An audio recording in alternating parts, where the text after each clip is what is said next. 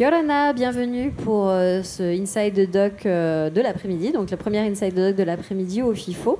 Donc Myriam Bono, je vais vous accompagner pendant toute cet après-midi pour ces rencontres avec les réalisateurs, les producteurs. Et pour la première fois, donc, nous avons le plaisir de recevoir un chef monteur, donc Fabien Lobry, qui va nous parler de Macha, Relever la tête. Donc bienvenue parmi nous, donc chef monteur de ce film. Alors déjà, première question, c'est la première fois que tu travaillais avec Emmanuel et Nouné ou tu as l'habitude de travailler avec eux? On se connaissait un petit peu déjà, mais c'est la première fois que je montais un film avec eux. Ouais. D'accord. Une première expérience super, extraordinaire. Oui, alors un documentaire, alors moi que j'ai trouvé vraiment, j'allais dire à l'image de ces deux hommes, mais aussi à l'image de la Calédonie, parce que je trouve quand même assez remarquable d'arriver à faire un 52 minutes sur l'histoire d'une case, dans un temps qui est très calédonien. Et c'est pour ça que je te posais la question de est-ce que tu avais l'habitude ou pas de travailler avec eux, parce que j'imagine qu'il y avait quand même une vision particulière du temps dans ce film. Et enfin voilà, est-ce que tu peux nous en parler un petit peu? Oui, bien sûr. Alors, c'est vrai que c'était pas du tout le premier film que je montais en Calédonie. Ça fait quand même un petit moment que je travaille là-bas et j'ai eu quand même pas mal de fois l'occasion de travailler sur des films qui traitent de la coutume, notamment. Et du coup, oui, il y avait le temps long de la construction de la case. Il y avait aussi il a fallu réussir à conjuguer le temps de la coutume, le temps de la parole, qui est un temps qui est souvent long parce qu'on lui donne le temps de vivre, et le temps du film, qui n'est pas forcément compatible avec le temps de la coutume. Et du coup, il a fallu essayer, à chaque fois, il faut essayer de trouver la bonne conjugaison entre les deux pour donner à voir cette parole avec respect, et en même temps qu'on puisse s'accrocher au film et qu'on ne soit pas... Oui, donner du rythme et du temps au rythme en même temps. Ouais, mais j'ai vraiment trouvé voilà, que c'était une vraie donnée dans le film et qui rend vraiment aussi, enfin voilà, quand on n'a pas forcément l'habitude de la Calédonie et de cette importance de la parole et du fait d'être ensemble, qui était vraiment très très présent. Donc je trouvais que c'était très réussi pour le coup. Et donc, en plus, bon, j'imagine là, tu avais deux réalisateurs. Donc, toi, en tant que... Alors, je suis contente, pour le coup, qu'on reçoive un chef-monteur, parce que c'est vrai qu'on n'a pas souvent l'habitude de travailler avec les gens Enfin, d'interviewer les gens qui travaillent vraiment sur le film d'un point de vue plus technique, j'allais dire. Donc, du coup, ça s'organise comment? En fait, ils viennent, ils te donnent des directives sur les images, ou tu es là pendant le montage ou pendant le tournage? Comment ça se passe exactement? Non, je n'étais pas là pendant le tournage, mais c'est ma compagne qui est chef opératrice et qui était sur le tournage, notamment. Avec Nouna faisait aussi de l'image, donc ils ont tourné à deux. Et c'était un petit peu quelque chose où Emmanuel, c'est son premier film en tant que réalisateur. Et du coup, il s'est fait accompagner de Nouna, qui assumait un peu... Ils assumaient tous les deux quelque chose de très spirituel dans ce film-là, mais Nouna venait un peu amener sa patte technique là-dessus. Et du coup, c'était très bien parce que Manu a un emploi du temps toujours très très compliqué. Et du coup, on pouvait toujours se raccrocher avec Nouna pour pouvoir continuer à travailler. Et ça a été tourné... le tournage, je pense, s'est passé aussi dans un esprit de collecte de paroles. En plus de la construction d'essayer de trouver un fil rouge pour tenir tout ce film-là, il y a la case bien sûr, mais il y a aussi essayer de récupérer le plus de paroles possible.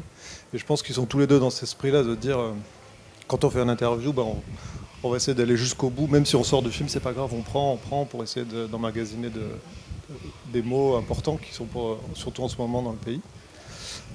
Et du coup, on s'est retrouvé au montage avec, je pense qu'il y avait beaucoup de possibilités pour faire ce film et qu'il a fallu le créer au montage quand même, peut-être plus que d'habitude. Alors, je me suis fait cette remarque aussi, parce que donc pour ceux qui n'ont pas vu le film, donc je me disais c'est l'histoire de la reconstruction, enfin du repaillage. Je sais pas si on dit repaillage, mais en fait on va remettre la paille sur la case sud du centre Jean-Marie Tjibaou, donc qui est un lieu. Alors moi j'ai eu la chance de le voir, qui est un lieu vraiment important et où on rentre dans le lieu de la parole et vraiment dans l'espace kanak, donc un lieu de symbole fort. Et donc il faut refaire le toit en fait. Et donc avant cette mise en œuvre, en fait, il y a, comme on vient de dire, en fait, Emmanuel Djibaou va voir toutes les communautés qui composent la Calédonie pour leur proposer d'être présents. Et donc, évidemment, on rentre du coup, ce qu'on disait tout à l'heure, dans le temps de la parole. Et c'est vrai que j'ai trouvé que dans le montage, on arrivait à avoir quelque chose d'assez rythmé, en fait, où on a l'impression que ça va très vite. Mais je me doute bien, pour avoir déjà eu l'occasion d'être là pendant la coutume ou pendant des cérémonies un peu, qui sont empreintes aussi d'émotion, qu'en fait, ça a dû être un temps très très long. Et donc, du coup, tu as dû avoir beaucoup de rush et d'heures de discussion, j'imagine. C'est ça, et beaucoup d'heures de discussion pendant les coutumes, et du coup, c'est tellement la coutume, c'est souvent présenté avec beaucoup d'humilité, et du coup, heureusement que j'étais guidé par Manu et Nouna pendant ce film-là, parce que tout le monde est au même rang pratiquement. Les gens sont bien placés les uns en face des autres pour parler. Chacun se laisse la parole. Chacun s'écoute. On a le temps. On prépare rarement ce qu'on va dire. Il faut que ça sorte du cœur, donc on l'improvise. Et on a du mal à retrouver le statut de chacun, la hiérarchie. Et du coup, au moment de monter une coutume, qui est-ce qu'on met en avant et à qui on va laisser la parole. Et du coup, c'est pas forcément toujours la personne la plus importante, mais peut-être la parole qui a été la plus touchante qui a été gardée, quoi. Oui, parce qu'il y a aussi beaucoup... Enfin, moi, c'est quelque chose qui m'a toujours très marqué dans l'espace calédonien. Il y a le respect aux anciens aussi. Donc, on sent que voilà, la place de l'ancien, la place des vieux, comme ils les appellent, de façon très affectueuse. Être un vieux en Nouvelle-Calédonie, c'est quelque chose de, j'allais dire, presque d'honorifique. Complètement honorifique, ouais, bien sûr. Qui est important. Et donc, je sais que la parole des vieux, c'est important. Mais j'ai trouvé aussi intéressant de voir qu'en fait, il y avait aussi beaucoup de jeunes dans certaines communautés qui y participaient, et qu'il y avait une place aussi qui était donnée à leurs paroles. Et je pense que là aussi, on est dans une société qui se rebâtit, et que, en fait, autour de cette reconstruction de la case, on a une photographie, j'allais dire, de la société calédonienne d'aujourd'hui et des problématiques que peut soulever le fait de vivre ensemble dans des contextes pas forcément évidents, statutairement, mais aussi sanitairement. Complètement. Et ça fait écho à ce qu'ils m'ont dit au tout début, quand on a commencé à discuter du projet ensemble, qu'ils m'ont dit voilà, on aimerait monter le film avec toi. J'aurais demandé un truc, j'aime bien demander avant de commencer un projet, j'aurais dit mais pour qui vous faites le film, c'est à qui vous voulez l'adresser? Et c'est rigolo parce que Manu et Nouna ont quelques années de différence, et ils ont leur vie n'est pas au même stade encore. Et Nouna m'a dit moi le film je le fais pour mes vieux. Et Manu m'a dit moi c'est pour mes enfants. Et Nouna aujourd'hui n'est pas là parce qu'il n'a pas pu venir, parce qu'il vient d'avoir une petite fille. Et je pense qu'aujourd'hui, le film, il a envie de le faire vivre aussi pour sa fille. Et que le but, c'était un peu ça, c'est se dire, oui, nos vieux, c'est très important, mais là, notre jeunesse, qu'est-ce qu'on lui donne à voir pour demain, quoi? Est-ce qu'il est possible de leur donner un avenir commun dans la diversité, et que cette diversité, ça puisse être une force, et qu'on puisse les rassembler, qu'on puisse raconter toutes nos histoires, même si on a des points de vue différents, qu'on puisse quand même les raconter ensemble et le vivre correctement, quoi. Oui, parce que donc le fil conducteur, au-delà de remettre de la paille sur la case, c'est aussi donc aller voir toutes les communautés, leur proposer de venir dans l'espace le plus symbolique de la case. Et donc c'est pour ça, d'où le titre du film, Relever la tête, puisqu'en fait ils sont au-dessus. Il faut relever la tête pour pouvoir les voir. Donc, alors, il y a aussi autre chose que j'ai trouvé très intéressant dans le film, c'est la lumière, parce que j'imagine que filmer dans un espace très sombre comme l'intérieur d'une case, ça doit quand même être assez compliqué. Donc, il y a en plus de cette notion d'espace-temps, on sent bien l'espace du dehors et l'espace du dedans. Ouais. Et donc, je ne sais pas si en termes techniques, c'est aussi des enjeux particuliers par rapport au montage et tout, mais je trouvais qu'on le sentait vraiment bien, cet espace de l'intérieur de la case. Complètement, et c'est sûr que techniquement c'était un peu compliqué de réussir à filmer quand même à l'intérieur de la case, parce que les mecs qui bossaient à l'intérieur, c'est un peu c'est des escaladeurs professionnels, quoi. Pas du tout, mais en fait ils savent le faire, et c'est pas de souci. Et donc il y a ce côté clair-obscur où à l'extérieur de la case tout vit, tout va bien. Et à l'intérieur, le son est très étouffé, c'est très sombre. Et au plus on monte dans la case, au plus on est dans le noir, et au plus on peut laisser part à l'imagination et de se dire, ils sont là les vieux en fait. Ils sont là en train de nous écouter, de nous surveiller, on les voit pas, mais ils sont là, on les sent bien, quoi. Donc oui, on essaie de faire ressentir ça quand même. Il y a toute une notion de niveau, j'allais dire, hein, presque. On est dans un espace qui est rond, donc où du coup il n'y a pas de devant, il n'y a pas de derrière, on est dans le cercle, mais en même temps on sent bien qu'il y a quand même les stratifications, et comme tu dis, plus on s'élève, plus on va vers le spirituel, et plus on va aussi vers, vers les anciens, vers les paroles qui s'envolent, ou les paroles qui restent d'ailleurs. Et je trouvais que c'était amené... de façon très fine aussi avec l'allégorie du feu et du fait qu'on rallume le feu dans la case toutes les semaines. Toutes les semaines, ouais. Toutes les semaines, voilà. Et alors, entre donc il y a le temps que vous avez mis dans qui est une notion qui est importante dans le film. Alors, si j'ai bien compris, pour vraiment la construction, le repaillage de la case, ça a été 3 jours, c'est ça ? Ouais. C'est ça, 3 jours. Et combien de temps de pas le palabres ? repas. En fait, non, ça a mis beaucoup plus de temps parce qu'en fait, il a fallu les préparer avant. Faire le chemin de la paille. Et en fait, la paille vient de énormément d'endroits de Nouvelle-Calédonie. En fait, il y a des gens, ils sont passés dans énormément de tribus pour dire on participe à la rénovation de la case du Sud. Donc la paille a été arrachée dans beaucoup d'endroits et ramenée par camion, par container, parce qu'il y a énormément de paille dessus. Oui, c'est assez impressionnant en fait. Ce que j'ai vu, je me suis dit, ça fait de la paille en fait. Ça fait énormément de paille. Ouais. Et c'est un travail du coup qui se perd dans une jeunesse qui aujourd'hui qui s'est un peu exilée de la tribu, pour plein de raisons, bonnes, mauvaises. Et du coup, comme on le voit avec les jeunes en réinsertion dans le film, de venir retravailler, de réapprendre un peu ce geste, ou même si c'est pas réapprendre, c'est y toucher au moins une fois. C'était important pour Manu et Nouna de dire là on a ce qu'on veut avec toutes les communautés qu'on veut ramener, mais notre jeunesse, à nous, Kanak, où on en est, qu'est-ce qu'on fait aujourd'hui ? Et la paille, c'était cette manière de rassembler tout le monde, quoi. D'accord, donc il y a eu le temps de la collecte de toute la paille, et puis le temps des palabres. Du coup, ça a duré combien de temps ? Une bonne année, je pense. Une bonne année quand même. Oui, parce que du début du travail, avec des premières paroles qui ont été faites quand Emmanuel est allé voir le vieux Bami Kamwadji, qui est un peu le responsable de l'ère coutumière qui part donc du sud de la Grande Terre, de pratiquement le Yaté, pour ceux qui connaissent, c'est vraiment la pointe sud, jusqu'au col de la Pirogue. Ça fait comme un grand espace, très grand espace coutumier, pour de nouveau refaire le chemin et demander l'autorisation. On va rénover la case, est-ce que c'est encore bien ? Est-ce qu'il faut le faire ? Et est-ce qu'on a le droit de faire rentrer les communautés ? Est-ce que c'est possible ? Et la réponse qui est dans le film a été vraiment super bien accueillie, de dire oui, il est temps parce que la parole qu'on partage dans la case, il faut la partager, il faut la transmettre, il ne faut pas la garder pour nous. Et c'est que comme ça qu'on ramènera tout le monde avec nous, quoi. Ah oui, non, c'est un message qui est vraiment très très fort et qui est très émouvant. Mais c'est vrai que je me suis dit, il y a le temps d'aller voir les gens, de les réunir, de faire en sorte que tout ça puisse se faire. Puis bon, j'imagine que même pour les différentes communautés, on voit évidemment les Caldoches, mais on voit aussi les Indonésiens. Enfin, on voit le temps qu'eux aussi se regroupent et acceptent de venir parler. Ça a dû être très très long. Donc du coup, 1 an de discussion. C'est ça. D'accord.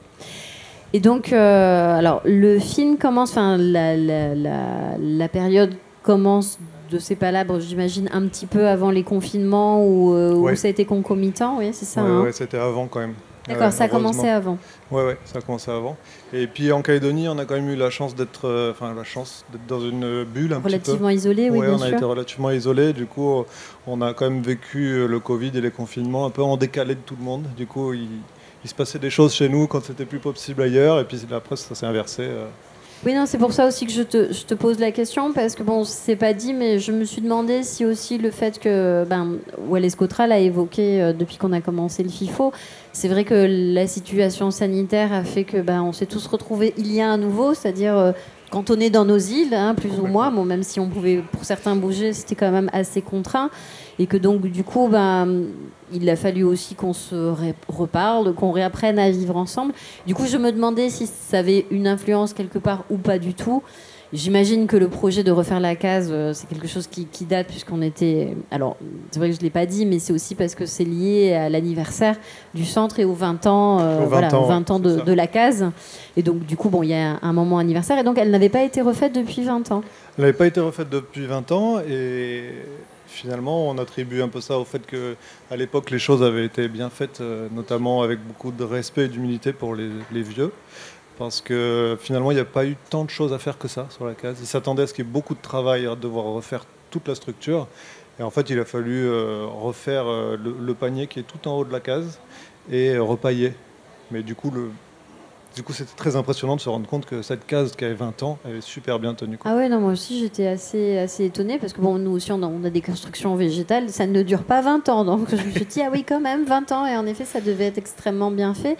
Mais c'est aussi, j'imagine que comme pour chez nous, tu le disais un petit peu tout à l'heure, c'est le type de construction qui se perd aussi au fil du temps. Hein. Mais traditionnellement, ça durait aussi longtemps ou tu sais pas si, cette case, la grande case du Sud, c'est, si je dis pas de bêtises, je crois que c'est la deuxième case la plus grande qui existe au pays. Et je sais pas si à l'époque il y en avait déjà eu d'autres de cette ampleur-là. Forcément, c'est représentatif du coup, d'accord. Sachant que l'autre, je crois que celle qui est plus grande, c'est la grande case de la chefferie de Saint-Louis. Et qui va bientôt être faite d'ailleurs aussi. Je pense que ça va être un chantier très important aussi pour la Calédonie. Oui, j'imagine très symbolique également. Ah ouais.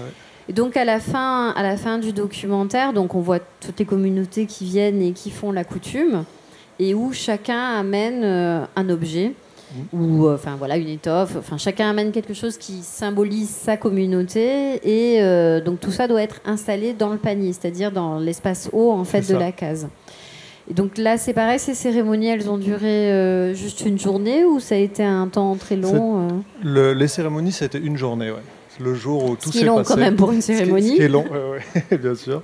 Surtout que chaque communauté a vraiment joué le jeu de venir jouer le jeu de la coutume et d'amener ses paroles et le geste qui accompagnait la parole à chaque fois.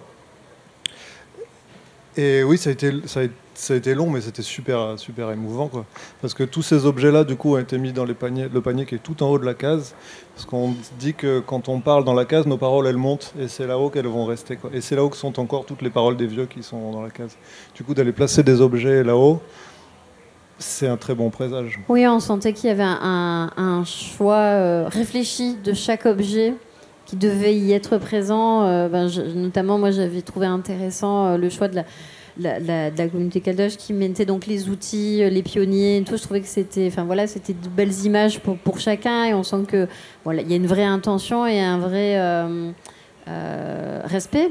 En fait, un plaisir d'être ensemble et de pouvoir se réunir dans cette place symbolique. Donc du coup, maintenant que ça a été refait, que la case est là avec ces nouveaux éléments qui ont été apportés en plus, qu'est-ce qui va se passer derrière ? C'est un lieu qui va servir à des réunions, à des... Tous les jours, il y a des visites du centre culturel Tchibahou et la visite passe toujours par l'espace Mwaka, qui est l'espace coutumier du centre culturel. Et du coup, le but, c'était de pouvoir dire, maintenant que vous êtes avec nous dans la case, qu'on est tous ensemble, on se donne l'autorisation de raconter votre histoire pour vous. Du coup, il y a des élèves, c'est surtout des scolaires qui viennent, qui passent tous les jours et qui maintenant, on va pouvoir leur raconter l'histoire de toutes les communautés, et plus seulement la communauté kanak. C'est vraiment un très très beau symbole du vivre ensemble et donc l'idée de ce rassemblement, j'imagine que c'est une idée d'Emmanuel. Je ne suis pas étonnée, mais j'imagine aussi que... Alors bon, moi, Emmanuel, comme je disais, vient souvent au FIFO et donc on connaît toute son implication dans le monde culturel et aussi dans le... j'allais dire dans l'apaisement, mais dans le fait de la parole qui doit être partagée et du vivre ensemble. J'imagine que monter un tel projet, en plus, dans quelque chose qui est aussi symbolique que le centre Tchibahou, c'est vraiment quelque chose qui devait à lui tenir à cœur énormément. Mais alors, la part de Nouna dans l'histoire, tu la connais un petit peu Oui, bien sûr. En fait, Emmanuel et Nouna, ils se connaissent depuis un petit moment, puisqu'ils faisaient des interventions ensemble au camp Est, à la prison de Nouvelle-Calédonie, autour de l'audiovisuel. Et c'était tout naturel qu'ils fassent le film ensemble. En tout cas, ce film où Manu avait besoin d'un appui technique, ils pouvaient que le faire ensemble. Oui, ne serait-ce que parce que lui est intervenant. Enfin, je veux dire. Et en plus, il est présent à l'image et tout, donc il y avait tout l'aspect écriture du film, recherche ensemble. Mais au moment de tourner le film, heureusement que Nouna était là Pour appuyer techniquement. Pour appuyer techniquement, mais pas que, parce qu'il a vraiment apporté quelque chose de très spirituel aussi, Nouna, dans le film. Ouais. C'est les deux, c'est vraiment le petit frère et le grand frère. Je suis pas étonnée de cette symbiose, hein, parce que pour les avoir reçus tous les deux au FIFO, on sent une empreinte très spirituelle. Enfin voilà, on sent qu'au-delà de juste une histoire de reconstruire une case, il y a derrière tout un symbole et, comme je dis, toute une notion par rapport au temps et à la parole et à ce qu'est l'espace Cana, qui est vraiment très très important. Donc bravo, c'est un très beau projet. Et juste du coup, pour revenir sur toi, tu disais que ça fait quelque temps que tu travailles en Calédonie. Oui. Donc du coup, toujours en tant que chef monteur de projets documentaires. Je suis réalisateur aussi, également. Okay. Tout récemment, j'ai réalisé 2 films déjà pour l'instant. D'accord. Ouais. Un sur le bingo, qui s'appelle Bingo. Ok. Sujet intéressant. C'est un jeu, je ne sais pas ici, mais... Si, on est amateur de bingo aussi en Polynésie. C'est vraiment un élément qui fait presque partie de la culture calédonienne, avec un grand C, et une économie un peu particulière aussi, avec sous tous ces aspects. Et là, plus récemment, j'ai fait un documentaire sur le tatouage en Nouvelle-Calédonie. D'accord, intéressant. Bon, ouais. Tu sais qu'on pratique le tatouage en Polynésie aussi, j'imagine. Et donc, du coup, le tatouage en Calédonie, tu veux dire moderne, traditionnel, ou dans quel... Les deux. Un peu les deux, parce que le tatouage, c'est pas forcément quelque chose qui fait partie de la culture calédonienne, mais la Calédonie est quand même un espace dans le Pacifique qui est extrêmement métissé, et du coup, le tatouage fait partie de la vie. Donc c'est les apports des autres communautés. Complètement. Mais que ce soit le métropolitain qui ramène son savoir-faire, comme le tahitien, comme le wallisien.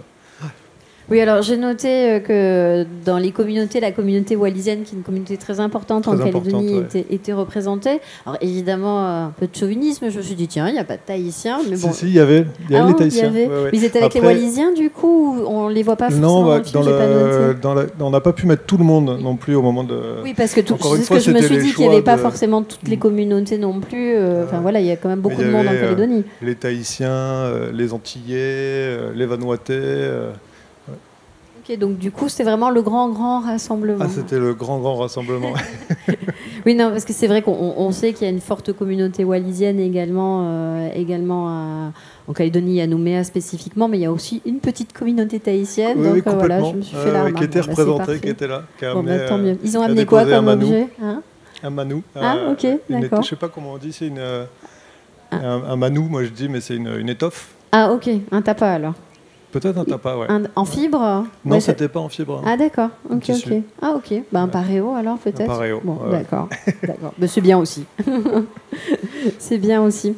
Et donc, tu le disais, c'était le premier film en tant que réalisateur d'Emmanuel, qui, par ailleurs, a participé à beaucoup d'autres projets audiovisuels, hein. Il était venu d'ailleurs, il me semble, il y a 3 ans pour présenter un des films dans lequel il participait. Au nom du Père, du Fils et des Voilà, Esprits. c'est ça, tout à fait. Film qui avait beaucoup marqué, évidemment, un film fort. Tu sais s'il a l'intention de produire d'autres choses? Il est en train de co-réaliser un film avec Dorothée Tromparent sur Marie-Claude Chibaou, sur sa maman, et tout son vécu, son histoire. Et je commence le dérochage en rentrant. Ah, tu travailles aussi sur le projet, du coup? Formidable. Je devais le faire cette semaine, mais du coup, j'ai décalé. Ben voilà, ils t'ont demandé de venir, donc voilà, tu ne pouvais pas refuser. Formidable. Et pour Nouné, tu sais si, à part la naissance d'un enfant qui est un projet en soi, quand même. C'est ça, je sais qu'il travaille sur une série documentaire qui s'appelle Les Petits Cailloux, qui sort régulièrement sur Nouvelle-Calédonie, la première. Et je crois qu'avec sa petite fille, en ce moment, oui, bien sûr. Il est bien occupé. Ça occupe normalement. Donc, il a toujours plein de projets, du coup. Oui, non, mais nous, ça fait un moment qu'on aimerait le recevoir au FIFO, parce que je sais qu'il est très actif dans le domaine du documentaire et qu'il y a cette vision particulière. Bon. Tu es là pour représenter le film et d'autres productions, donc c'est très bien. Et donc, à part le film sur Marie-Claude Chibaou, tu projettes de travailler sur d'autres documentaires derrière? Je te pose toutes ces questions, c'est parce que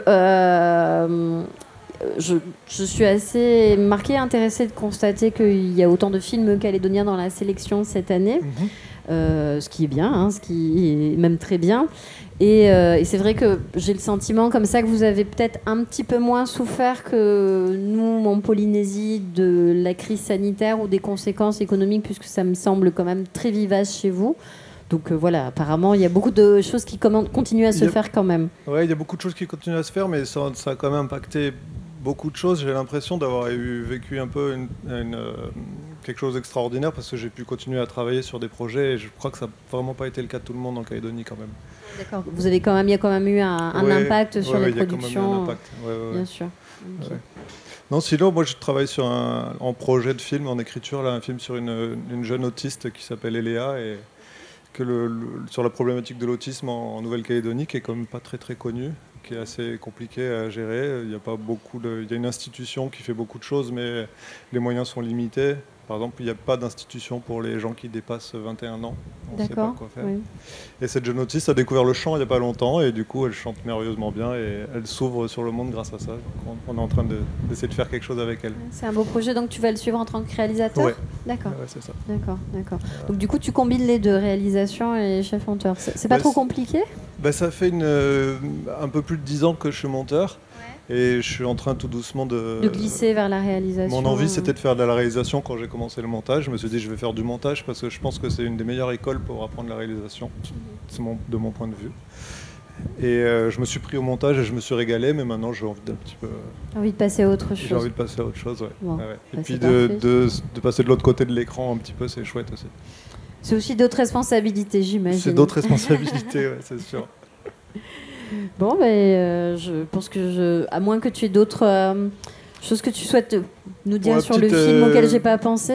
Petite anecdote, on a monté le film, du coup, on a installé un banc de montage chez Emmanuel pour pouvoir s'adapter à ses horaires un peu particulières, pour qu'il puisse, quand il rentre de je ne sais où, jeter un œil sur le montage. Et quand tu étais dans sa cuisine ou dans son salon? Et ben justement, en arrivant chez lui, il m'a dit, je vais t'installer dans cette pièce en bas chez moi, tiens, voilà une clé. Et une fois dedans, il me dit, voilà, c'était la pièce où s'enfermait mon père pour écrire ses discours. J'avoue que j'ai eu un petit peu la pression. J'imagine. Ouais. Voilà. Ça a dû te mettre un peu la pression pour monter un film comme celui-là qui était tellement empreint de spiritualité, j'imagine. Je sais que je lui disais un petit mot tous les jours, me dire voilà, c'est chouette, merci de m'accueillir, je suis content d'être là. Et donc tu es resté combien de temps? Du coup, c'est combien de temps de montage? Le montage, ça a duré, je pense qu'on a étalé, ça a duré quand même pas mal de mois, mais on a peut-être eu 30 ou 40 jours de montage, quelque chose comme ça. D'accord. Moi, je le dis souvent au FIFO, c'est vrai que on ne se rend pas compte sur 52 minutes le temps déjà de tournage, de montage, tout le temps de travail qu'il y a derrière, que un documentaire c'est souvent en moyenne 2 ans, voire 3, voire 4 de travail. Hein. Et donc du coup oui, j'imagine, c'est pour ça que je disais je suis contente pour le coup qu'on ait un monteur aussi, parce qu'on a souvent les réalisateurs, mais on n'a pas forcément toute cette vision aussi technique de tous les rushs qu'il faut retravailler, de toute cette responsabilité derrière. Là on avait, pour donner un peu une idée, c'est pas forcément énorme, mais là on avait une quarantaine d'heures d'images par exemple. Oui, 40 heures à réduire en 52. À réduire à 52 minutes. Si, quand même, c'est un beau travail. C'est un beau travail. Et donc, du coup, tous les soirs, quand il était là, il passait vérifier ce que tu avais fait et te dire c'est bon, c'est pas bon. Pour qu'on discute. Oui, quand tu avais des doutes aussi, j'imagine, sur ce qu'il fallait choisir ou pas. Et quand il pouvait passer, parce qu'il est en général entre Yangen, Kone et Nouméa. Oui, je sais qu'il est occupé. Il fait des kilomètres. Écoute, merci. Je sais pas si... Je vous ai pas interrompu, puisque de toute façon, c'est pas comme si on avait beaucoup... Tu as une question quand même? Voilà. Ok, donc voilà. Tiens. Oui, je voulais savoir si tu savais comment était née l'idée d'intégrer toutes les communautés à la reconstruction de cette case. Je pense que c'est vraiment Manu qui, à un moment donné, s'est dit... Ça suffit de faire des blocs identitaires en Nouvelle-Calédonie. Il faut arrêter d'en faire quelque chose qui nous divise et plutôt essayer de trouver un moyen que ça nous rassemble. Et d'ailleurs, toujours dans cette même idée de ce film et de rassembler tout le monde, cette année, il va y avoir en Nouvelle-Calédonie, si tout va bien, Calédonia 2000, qui fait un peu suite à Mélanésia 2000. Du coup, c'est aussi pour ça qu'il n'est pas là aujourd'hui, Manu. Je pense que c'est une grosse année culturelle pour la Nouvelle-Calédonie. Et du coup, c'est cette idée-là, c'est de dire aujourd'hui, il faut qu'on se rassemble. Et je pense que le moment de rénover la case, pour lui, c'était le moment de dire c'est notre symbole culturel, mais on peut ouvrir les choses, on peut modifier les choses ne sont pas figées. Et on peut faire participer tout le monde et que tout le monde s'approprie un petit peu cette chose, en fasse sa chose. Voilà. Calédonia 2000 qui doit se passer au centre Djibaou aussi. Qui doit se passer au centre culturel Djibaou. Ouais. Il a de la suite dans les idées. Je ne suis pas étonnée. Et ça a été Calédonia 2000 a été annoncé là par Louis Mapou, le nouveau président du gouvernement. Là. Donc je pense que j'ose espérer que ça va se faire. On le souhaite aussi, mais c'est vrai que Mélanésia 2000 avait laissé, beaucoup de, encore aujourd'hui, des souvenirs forts, beaucoup d'images et tout, donc bien, c'est comme pour la case il y a 20 ans, c'est vrai que c'est bien de pouvoir renouveler ces symboles et peut-être intégrer les jeunes générations et les nouveaux modes de partage culturel dedans. Complètement. Mais ça aurait dû se faire. Calédonia 2000 n'est pas une nouvelle idée. C'était déjà dans l'idée de Jean-Marie Tjibaou, suite à Mélanésia 2000, de faire Calédonia 2000 avec tous les Calédoniens et plus seulement les représentants de la culture kanak. Mais c'est formidable. Donc du coup, si vous n'avez pas encore eu l'occasion de voir le film, alors vous pouvez évidemment le voir en présentiel à la Maison de la Culture ou sur notre plateforme numérique. Donc je vous engage à prendre le temps de voir un film sur le temps et sur une case et avec vraiment de très belles images et une très belle réalisation. Donc merci. Maruru.